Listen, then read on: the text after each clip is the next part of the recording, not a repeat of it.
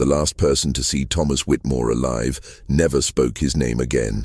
It's written in the margin of a county ledger dated November 14, 1897. The handwriting is careful, almost trembling. Subject refuses further testimony. Case suspended pending new evidence. Beneath it, someone else, perhaps the same clerk, perhaps years later, added in faded pencil, "No evidence ever came." This is a story reconstructed from fragments, from water-stained documents stored in a basement in Pennsylvania, from a diary kept by a schoolteacher who never married, from the silence of a woman who lived 43 years after that November night and never once explained what she saw. Thomas Whitmore was 31 years old in the autumn of 1897. He worked as a surveyor for the Pennsylvania Railroad, mapping routes through the Allegheny foothills. His hands were calloused, his back strong, his reputation unremarkable. He lived in a two-room house on the eastern edge of Bellwood, a town small enough that everyone knew when someone's chimney needed repair, but large enough that a man could still disappear into his own thoughts.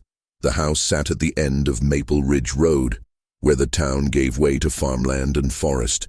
His nearest neighbor, a widow named Mrs. Iris Hadley, lived a quarter-mile south.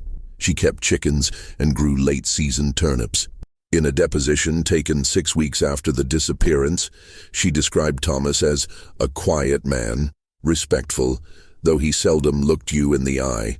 She noted that he walked to town every Tuesday and Friday to collect his mail, that he kept his curtains drawn even in daylight, that his lamplight, visible from her kitchen window, often burned past midnight. Thomas had a sister, Margaret, who lived in Altoona with her husband and 3 children.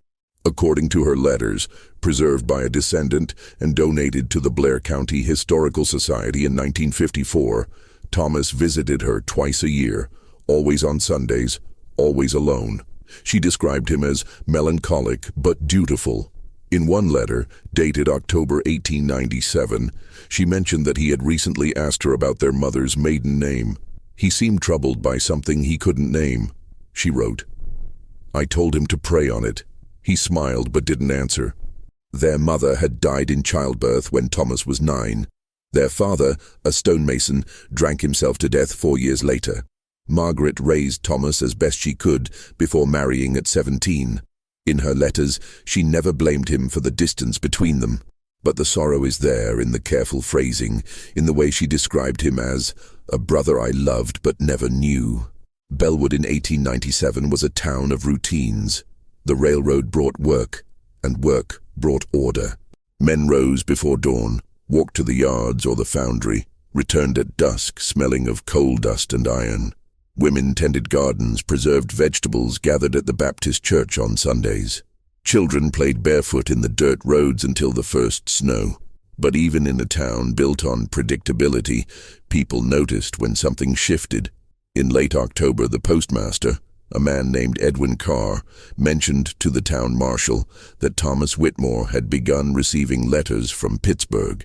3, maybe 4, in the span of 2 weeks. The envelopes bore no return address.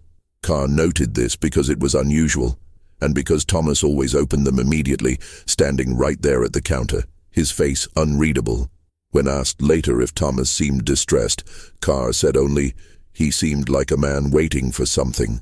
On November 10th, a Wednesday, Thomas was seen walking north along the old logging trail that ran parallel to the Juniata River. A farmhand named Peter Lusk spotted him around 3 in the afternoon.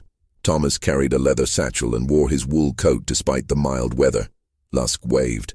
Thomas did not wave back. "I thought maybe he didn't see me," Lusk said in his statement. "But now, I think he did." That same evening, Mrs. Hadley heard Thomas chopping wood behind his house. She remembered because the rhythm was irregular. 3 strikes, a long pause, 3 more. It went on for nearly an hour. She almost walked over to ask if he was unwell, but it was getting dark, and propriety kept her home. The next morning his door was unlocked. The wood he'd chopped was still stacked neatly by the shed. His coat hung on a peg. His boots sat by the hearth, laces still tied. Thomas Whitmore was gone. And in the weeks that followed, as the marshal questioned neighbors and searched the woods and dragged the shallow bends of the river, one name surfaced again and again in the testimonies: Clara Miles. She was 19, a seamstress. She lived with her father, a retired schoolteacher, in a narrow house on Church Street. She had known Thomas Whitmore her entire life. He had surveyed the land her father's house was built on. But in the depositions her name appeared not as a witness, but as an absence. Miss Miles may have information pertinent to the case. The marshal wrote on November 18th, she has declined to speak. 3 days later, Miss Miles remains uncooperative. Her father states she is unwell. And then on November 27th, the final entry: subject will not respond to questioning. Case suspended. She never testified. Not to the marshal, not to the county investigator, not even to the minister who visited her home and begged her gently to ease her conscience. 43 years later, Clara Miles died in the same house on Church Street. She left behind no letters, no diary, no confession, only a small wooden box, found in her attic by the family who bought the estate. Inside, a railroad surveyor's compass, its brass tarnished, its needle still true, and a single photograph, cracked along the fold, showing a man in a wool coat standing at the edge of a forest, his face turned slightly away from the camera, as if he were listening to something just beyond the frame. To understand what happened in November, you have to go back to June. That's when Thomas Whitmore first walked into Samuel Miles's house on Church Street, carrying rolled maps under his arm and mud on his boots. He'd been hired to survey a disputed property line between the Miles land and the adjacent church grounds. The work was technical, unpoetic, measurements and angles, stakes driven into hard earth. Samuel Miles was a widower who'd taught Latin and history at the Bellwood schoolhouse for 30 years before his eyesight began to fail. He spent his retirement reading by lamplight with a magnifying glass, cultivating a small vegetable garden, and raising his daughter alone. Clara was his only child. Her mother had died of scarlet fever when Clara was 7. In photographs from that period, she appears as a thin, serious girl with dark hair pulled back severely, her hands always folded, her expression unreadable. By 1897, Clara had grown into a young woman known in town for her skill with a needle and her silence. She took in mending and sewing work from the wealthier families, hemming curtains, repairing Sunday dresses, embroidering initials onto handkerchiefs. She was efficient, meticulous, and cheap. Women praised her work but noted that she rarely made conversation. She'd take your measurements without meeting your eyes, one client recalled years later. It was like being fitted by a ghost. Thomas came to the Miles house 3 times that June to complete his survey work. On the first visit, Clara brought him water in a tin cup while he worked in the yard. On the second, she asked him a question about the maps, something about how distances were calculated. On the third visit, according to Samuel's diary, Thomas stayed for supper. "Mr. Whitmore is a thoughtful man," Samuel wrote on June 19, 1897. He asked Clara about her sewing, and she answered him. I cannot remember the last time she spoke so freely to a stranger. After that, Thomas began appearing at the Miles house on Sundays after church. Not every Sunday. His visits were irregular, cautious. He'd bring small things. A book he thought Samuel might like, thread in a specific color Clara had mentioned needing. Samuel noted these visits with quiet pleasure. "It is good to see Clara smile," he wrote in August. "She has been alone too long." But the town noticed, and the town talked. Bellwood was a place where courtship followed a script. A young man interested in a young woman would speak to her father, attend church with the family, be seen walking together in daylight on Main Street. Thomas did none of these things publicly. His visits to the Miles house were discreet, almost furtive. He arrived at dusk and left after dark. He never escorted Clara anywhere in town. There were no announcements, no visible intentions. Mrs.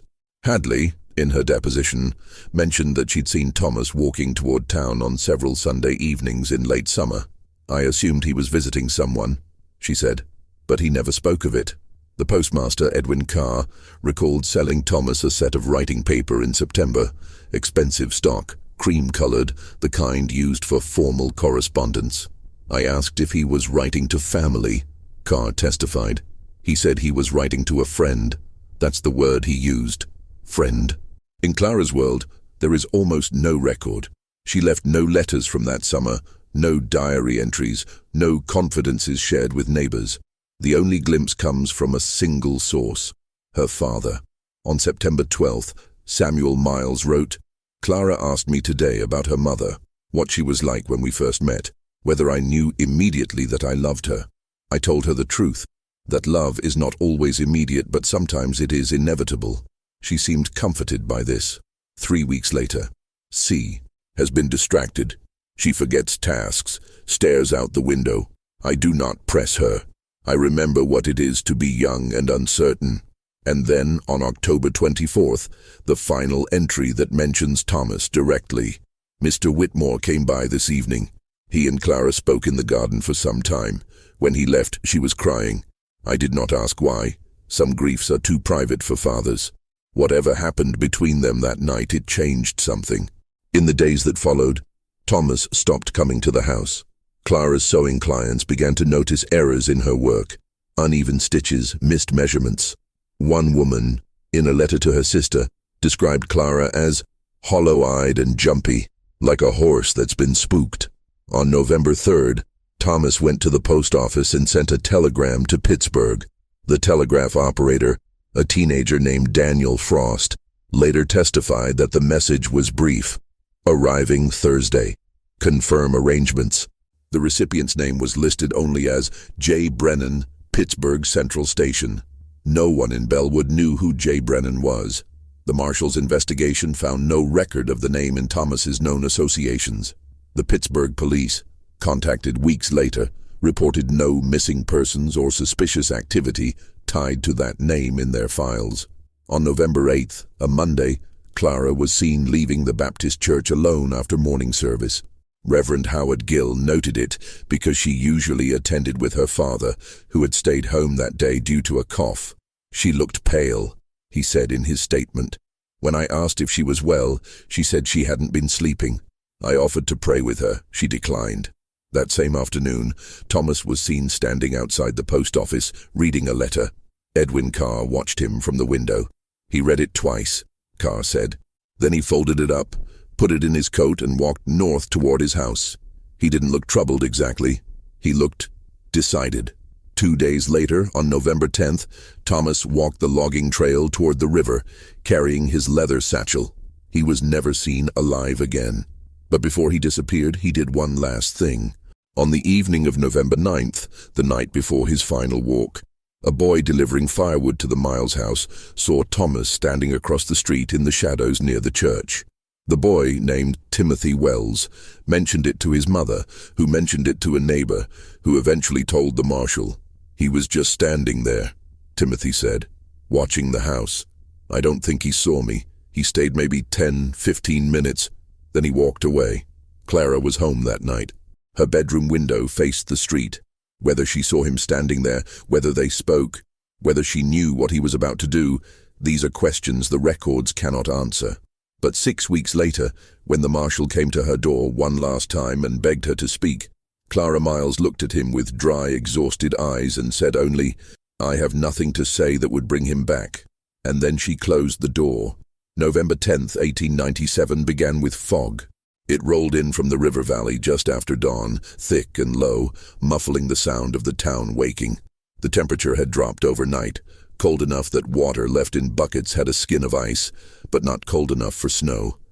The air smelled of wood smoke and damp earth. Thomas Whitmore rose early that morning. Mrs. Hadley, in her deposition, stated that she saw lamplight in his window at 5:30. This was unusual. Thomas typically woke closer to 7. She remembered because she was up tending to a sick hen, and the unexpected light in his window made her pause. By the time the fog began to lift around 9 o'clock, Thomas had already left his house. Peter Lusk, the farmhand who spotted him on the logging trail, was clearing brush near the old timber road when Thomas passed. Lusk placed the time at around 3 in the afternoon, based on the position of the sun breaking through the clouds. He was approximately 2 miles north of town, near a bend in the trail where the forest thickens and the river narrows. He was walking steady, Lusk testified. Not fast, not slow, purposeful. He had that leather satchel over his shoulder, the one he carried his surveying tools in. I called out to him friendly-like. He didn't stop, didn't even turn his head, just kept walking north into the trees. Lusk watched him until he disappeared around the bend. Then he went back to work. That was the last confirmed sighting of Thomas Whitmore. But the story doesn't end there, because someone else was in those woods that day. The logging trail that Thomas walked follows the eastern bank of the Juniata River for about 5 miles before it forks. One path continues north toward the old quarry, abandoned since 1889, its stone walls slowly reclaimed by moss and ivy. The other path turns east, climbing into the hills toward a series of hunting cabins used seasonally by trappers and woodsmen. In winter, those cabins sit empty, but in early November, they're sometimes occupied by men preparing for the trapping season, checking lines, restocking supplies. On November 10th, a trapper named Vincent Tully was staying in one of those cabins. He was 56 years old, a solitary man who worked the hills every winter and disappeared into Pittsburgh every summer. He knew the woods better than most men knew their own homes. 3 weeks after Thomas vanished, the marshal tracked Tully down in the city and questioned him. Tully's statement, recorded in a police ledger now housed in the Pennsylvania State Archives, is brief but critical. He said he was checking his trap lines on the afternoon of November 10th, working his way downhill toward the river trail. He placed the time at around 4 o'clock. The light was already starting to fade. "I heard voices," Tully said. "2 people, a man and someone else. Couldn't tell if it was another man or a woman. They were too far off. But they were talking low, not arguing, just talking. It was strange because nobody goes up that way this time of year. No reason to." The marshal asked if he investigated. Tully said no. "Wasn't my business. I figured maybe it was a courting couple or someone checking an old deer stand. I had work to finish before dark." He continued down the trail. By the time he reached the fork, the voices had stopped. "It was quiet," he said. "That kind of quiet you get right before nightfall, when even the birds shut up. I didn't think much of it at the time. But there was one detail Tully remembered clearly, because it struck him as odd. As he walked back toward his cabin around dusk, he passed the place where the trail forks. There were fresh footprints in the mud. 2 sets, one heading north toward the quarry, one heading back south, toward town. The prints going north were deep, Tully said, like someone carrying weight. The ones coming back were lighter, faster. The marshal pressed him. Did he see anyone on the trail that evening? No. Did he hear anything else? Any sounds of distress, struggle, movement in the woods? No. Just the river, and the wind picking up through the trees. Tully left the hills 2 days later, and didn't return until spring. By then the snow had erased whatever evidence might have been left. The marshal organized a search party on November 15th, 5 days after Thomas was last seen. 18 men walked the logging trail, searched the quarry, checked the hunting cabins, dragged sections of the river where the current was slow enough to hold a body. They found nothing. No satchel, no clothing, no sign of struggle or violence. The forest had swallowed him completely, but there was one place the search party didn't think to look. Not at first. On November 21st, a hunter named Robert Voss was tracking a deer through the woods east of the quarry when he stumbled across something unusual. Tucked beneath a rock overhang, barely visible unless you were crouching low, was a small cairn, a pile of stones, deliberately stacked. Voss dismantled it carefully. Underneath, wrapped in oilcloth, was a wooden box. Inside the box, a pocket watch, its hand stopped at 6:47. A folded letter, the ink badly water-stained, the handwriting unreadable except for a single line at the bottom, "Forgive me," and a wedding ring. The watch was identified by Thomas's sister, Margaret, as belonging to their father. Thomas had carried it since he was 13. The ring was plain, unadorned, silver. It bore no engraving. Margaret had never seen it before. When the marshal showed the ring to Clara Miles, asking if she recognized it, she looked at it for a long time without speaking. Then she handed it back and said, "No." But her father, Samuel, later wrote in his diary, The marshal came today with questions about a ring. Clara would not look at it. After he left, she went to her room and did not come out until morning. I heard her crying through the door. I did not knock. The letter found in the box was analyzed by a handwriting expert in Altoona. The expert confirmed that the legible portions matched samples of Thomas Whitmore's writing, but the water damage made most of it illegible. The only other phrase that could be partially reconstructed was near the top. Could not see another way. The box, the watch, the ring, and the letter were entered into evidence and stored in the county records office. The cairn itself was dismantled and scattered by weather and time. No one ever determined who built it, or why. The search continued sporadically through December, then stopped when the first heavy snow fell. By January, the case was effectively closed. Thomas Whitmore was declared missing, presumed dead. His house and belongings were turned over to his sister. The railroad paid out a small death benefit. And in the weeks after the discovery of the cairn, the marshal made one final attempt to speak with Clara Miles. He arrived at her house on the morning of November 27th. Samuel answered the door. Clara was upstairs. The marshal asked politely but firmly if she would come down and answer just a few questions. Not about Thomas, about the ring, about whether she knew anything at all, that might help close the case. Samuel went upstairs. The marshal waited in the parlor. 5 minutes passed. 10. When Samuel came back down, he looked older, tired. "She won't speak," he said quietly. "She asked me to tell you that she has nothing more to say. Not now, not ever." The marshal tried to argue. Samuel shook his head. "Please," he said, "leave her alone." The marshal left. In his final report, filed on December 3, 1897, he wrote, "All leads exhausted. No evidence of foul play. No body recovered. Subject Clara Miles uncooperative. Case closed pending new evidence." The new evidence never came. But late that night, on November 27th, the same night the marshal made his final visit, a neighbor named Ida Frost reported seeing a light moving through the woods north of town. It was past midnight, she told her husband the next morning. Just a single lantern bobbing up the old trail toward the quarry. I watched it for maybe 10 minutes. Then it went out, and I didn't see it again. When her husband asked if she'd told anyone, she said no. "It wasn't my business," she said, and maybe it wasn't. But 43 years later, when Clara Miles died and that wooden box was found in her attic, the one containing the compass and the photograph, there was something else inside. A small brass key. No one ever found the lock it fit. A town doesn't forget a disappearance. It absorbs it. In the months after Thomas Whitmore vanished, Bellwood became a place of whispers and sideways glances. Women gathered at the dry goods store and spoke in low voices about the unmarked grave that must be somewhere in the woods. Men drinking at the tavern debated whether Thomas had run off to Pittsburgh, whether he'd owed money, whether there was a woman involved. There was always a woman involved, they said, but no one said her name out loud. Clara Miles stopped attending church in December. Her father made excuses. She was unwell. The winter cold affected her lungs. She was behind on sewing orders. Reverend Gill visited twice and was turned away politely at the door.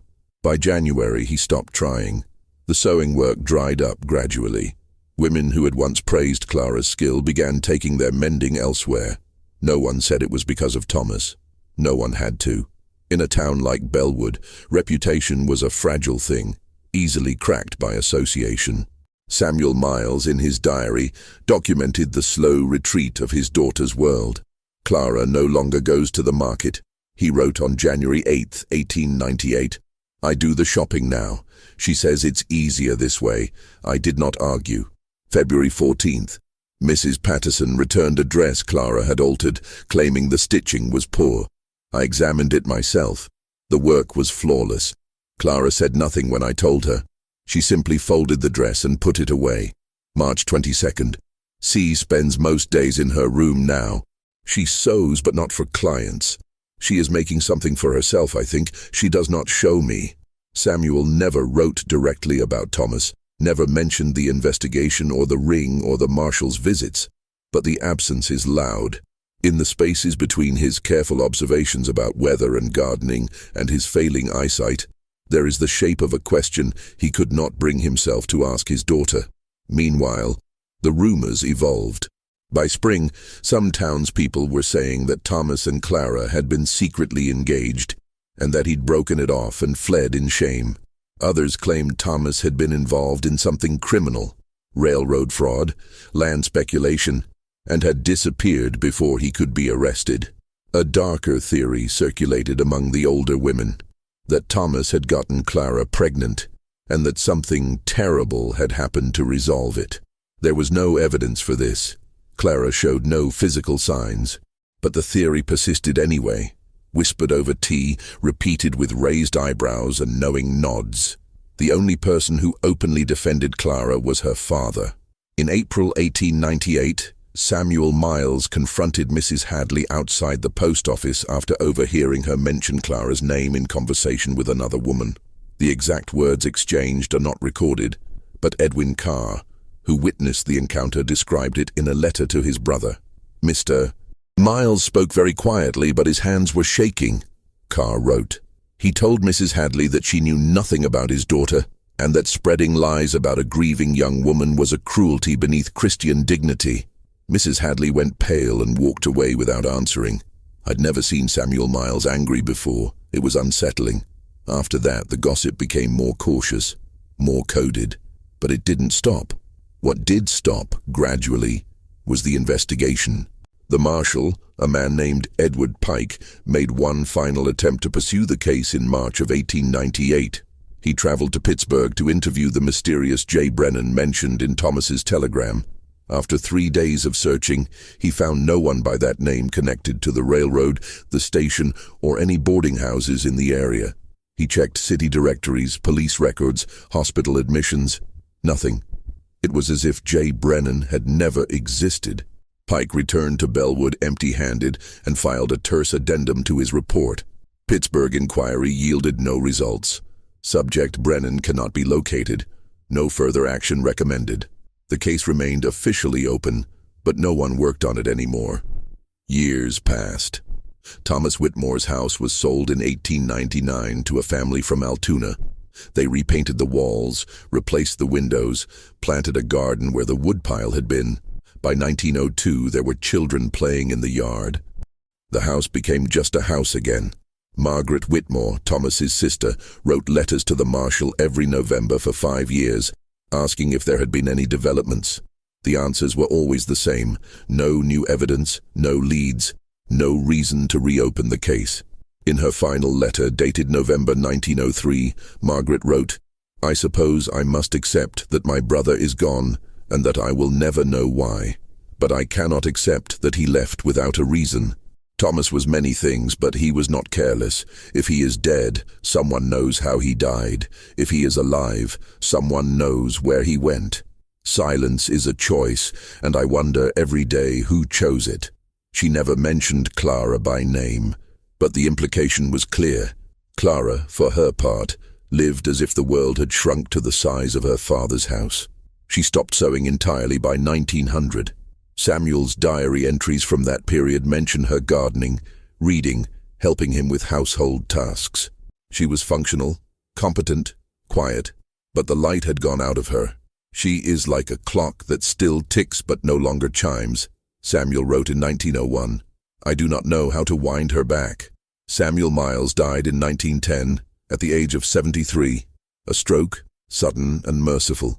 Clara found him in his chair by the window, his magnifying glass still in his hand, a book open on his lap. She buried him beside her mother in the churchyard and returned to the house on Church Street alone. She was 32 years old. For the next 30 years, Clara Miles lived in near total isolation. She took no visitors, attended no social events, spoke to almost no one except the boy who delivered groceries and the minister who came by once a year at Christmas. Those who saw her described her as brittle, grey before her time, her hands always moving, sewing, knitting, mending things that didn't need mending. She was like a woman doing penance, one neighbor said years later. But for what, no one knew. There was one exception to her isolation. Every November, On the 10th day of the month, Clara Miles left her house just before dusk and walked north out of town. She carried a lantern and a small canvas bag. She would be gone for 2, sometimes 3 hours. Then she would return, the lantern extinguished, the bag empty. No one ever followed her. No one ever asked where she went. It became just another strange fact about the strange, silent woman on Church Street. But in 1925, a surveyor working for the State Highway Commission was mapping land near the old quarry when he discovered something peculiar. A small clearing, roughly circular where nothing grew. The soil was compacted, different from the surrounding earth, as if it had been disturbed and then carefully smoothed over. He noted it in his report, but didn't investigate further. The highway project was eventually rerouted, and the clearing was forgotten, except by one person. On November 10, 1940, Clara Miles left her house for the last time with her lantern and her canvas bag. She was 62 years old, her health failing, her body worn by decades of silence. She walked the old logging trail north, just as she had every year since 1898. A farmer driving his truck along the main road that evening saw her lamplight moving through the trees. He mentioned it to his wife when he got home, the way people mention odd things that don't quite matter. Clara returned to her house just after midnight. She died 3 weeks later, on December the 2nd, 1940. Heart failure, alone in her bed. The minister who arranged her burial noted that she left no will, no instructions, no final words. Her estate, the house, her father's books, a small amount of savings, went to a distant cousin in Philadelphia who had never met her. The cousin sold everything. The house was emptied, scrubbed, put on the market. And in the attic, beneath a loose floorboard, the new owners found the box. Inside, the compass, the photograph, the brass key, and one more thing, overlooked at first, a small scrap of paper folded tightly, tucked into the corner of the box. On it, in faded ink, a single sentence: "I kept my promise." The handwriting was Clara's, but the promise itself, that she took to her grave. There are stories that end with answers. This is not one of them. In the years since Clara Miles died, historians and amateur investigators have tried to piece together what really happened on November 10th, 1897. They've combed through census records, newspaper archives, railroad employment logs. They've walked the old logging trail, now overgrown and barely visible. They've searched for the clearing the surveyor mentioned in 1925, but the forest has reclaimed it, if it was ever really there at all. Some believe Thomas Whitmore staged his own disappearance, that he had debts or enemies, or simply wanted to escape a life that had become unbearable. The telegram to J. Brennan, they argue, was part of a plan, a contact in Pittsburgh, a new identity, a fresh start. The cairn with his father's watch was meant to make people think he was dead, to stop them from looking. But this theory has problems. Thomas left no debts. His accounts were settled. His work record was clean. And if he intended to vanish, why leave the watch that meant so much to him? Why return to Bellwood at all after sending that telegram? Others believe Thomas went into those woods intending to die, that the letter found in the cairn, "Forgive me, could not see another way," was a suicide note. That whatever happened between him and Clara in October broke something inside him, and he walked into the forest to end it quietly, privately, where no one would have to see. This theory feels closer to the truth, perhaps, but it doesn't explain the second set of footprints Vincent Tully saw. It doesn't explain the voices. It doesn't explain why Clara never spoke. And then there is the theory no one wants to say out loud, that Clara was there, that she met him in the woods that evening, that something happened between them, an argument, a confession, a final goodbye, and that Thomas Whitmore died not by his own hand, but by hers. The evidence for this is circumstantial at best. Clara's silence, her refusal to testify, the ring that Margaret had never seen, the fact that Clara visited the woods every November for 42 years, carrying something in a canvas bag, returning with it empty. But there is no proof. No body was ever found. No weapon. No confession. Just silence. And perhaps that's the point, because the real mystery of this story isn't what happened to Thomas Whitmore. It's what Clara Miles carried for the rest of her life. Was it guilt? Was it grief? Was it a secret too terrible to speak, or a promise too sacred to break? In 1978, a historian named Dr. Ellen Barrow published a paper titled "Silence as Testimony: The Unsolved Case of Thomas Whitmore." In it, she argued that Clara's refusal to speak was not evasion, but protection, that she was shielding someone or something that mattered more to her than her own reputation. "We assume silence is a form of hiding," Barrow wrote, "but sometimes silence is the only form of loyalty left." She noted that Clara never married, never left Bellwood, never built a life beyond the walls of her father's house.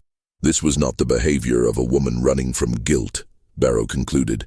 This was the behavior of a woman keeping vigil. But keeping vigil over what? A grave? A memory? A man who might still be alive somewhere, aging under a different name? We will never know. The house on Church Street still stands, though it's been renovated many times. The current owners know nothing of Clara Miles or Thomas Whitmore. The attic, where the box was found, is now a storage space filled with modern things: Christmas decorations, old furniture, boxes of books. The compass, the photograph, and the brass key were donated to the Blair County Historical Society in 1982. They sit in a climate-controlled archive, labeled and catalogued, available to researchers by appointment. The note, "I kept my promise," is preserved in a plastic sleeve beside them. Visitors sometimes ask what the promise was. The archivist always gives the same answer: "We don't know." The logging trail Thomas walked that November day is gone now, swallowed by progress and time. The quarry is a protected wetland. The hunting cabins rotted and collapsed decades ago. The forest has moved on, indifferent to the questions we leave behind. But if you go to Bellwood, and it's still there, quieter now, smaller, a place people pass through on their way to somewhere else, you can visit the churchyard where Clara Miles is buried. Her grave is simple, a modest stone marker, weathered by 100 winters. Her name, her dates, nothing more. She is buried beside her father, Samuel, and her mother, Lillian. There is no mention of Thomas Whitmore anywhere in the churchyard. But in the Historical Society's archive, there is one final document worth noting. It's a handwritten receipt dated November 1898 from a stonecutter in Altoona. The receipt is for a grave marker, plain, unadorned, no name, no dates. Just a smooth piece of granite, cut and polished. The receipt is signed by Clara Miles. The stone was never delivered to the churchyard. The stonecutter's records show it was picked up in person, paid for in cash. Where it went, no one knows. But every researcher who has studied this case comes back to the same image: Clara Miles, 19 years old, walking into that stonecutter's workshop with money she probably couldn't afford to spend, ordering a marker for a grave that doesn't exist. Or maybe it does. Maybe it's out there still, hidden beneath 40 feet of Pennsylvania soil and a century of fallen leaves. Maybe it's in that clearing the surveyor found, or somewhere else entirely, unmarked on any map, known only to the woman who visited it every November until her body gave out. Or maybe there is no grave at all. Maybe Thomas Whitmore walked into those woods and kept walking. Maybe he became someone else, somewhere else, and lived a long life under a stolen name. Maybe the ring was a goodbye, the cairn a decoy, the letter a lie. Maybe Clara kept his secret because she loved him enough to let him go. Or maybe the truth is simpler and sadder and more human than any theory we can construct from fragments and silence. Maybe two people made a choice one cold November evening and spent the rest of their lives living with it. Maybe the witness was silent because the truth would have destroyed them both. We want answers. We want closure. We want the past to confess.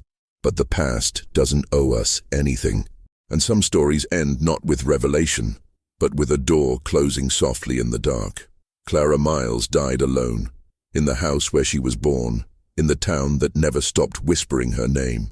She left behind no children, no letters, no explanation, only a compass that still points north, a photograph of a man turning away, And a promise, kept.